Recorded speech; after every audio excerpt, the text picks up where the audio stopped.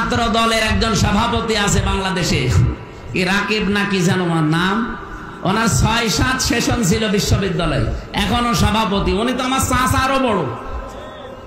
উনি সভাপতি হয় কি করে? উনি হয়তো যুব দলের সভাপতি হতে পারে, ছাত্র দলের সভাপতি ওনারে মানায় না। ৬-৭ সেশন বসেন, আমারই ৯-১০ সেশন, আমারও বড়, তার মানে আমার দাদার বয়সী। আর সে কাল বক্তব্য দিয়েছে ইসলামী ছাত্র শিবির এরা ১৯৭১ সালে ধর্ষণ করেছে। ১৯৭১ সালে ছাত্র শিবির বাংলাদেশে ছিল, ৬ সালে ৭৭ সালে। তা আপনি একটু চিন্তা ভাবনা করে কথা বলতে পারেন না? আমার মনে হয় মেয়াদ উত্তীর্ণ গাঁজা খেলেও মানুষ এই কথা বলতে পারে।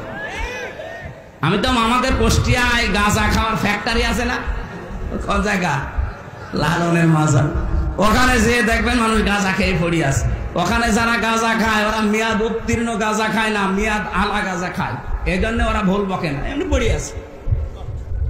কিন্তু যারা এরকম উল্টা পাল্টা বকে, এই চাঁপাইনবাবগঞ্জের এই 2 জন স্বামী স্ত্রী এবং কিশোরগঞ্জের ফজু বাংলা, চুয়াডাঙ্গার দুদু মিয়া,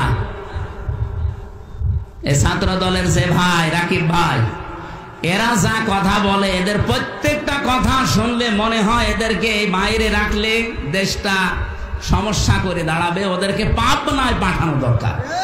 মেয়াদ উত্তীর্ণ গাঁজা খেয়ে এই সমস্ত বক্তব্যগুলো দেওয়া বন্ধ করে। এই দেশটা স্বাধীন করার পেছনে যারা ভূমিকা রেখেছিল সবচাইতে বেশি, ২৭৩২ জন মানুষ অলরেডি বিদায় নিয়েছে। অন্তত তাদের স্বপ্নটা বাস্তবায়নের জন্য কিছু করেন, নাই তো নিজের কপালে আগুন লাগাবেন।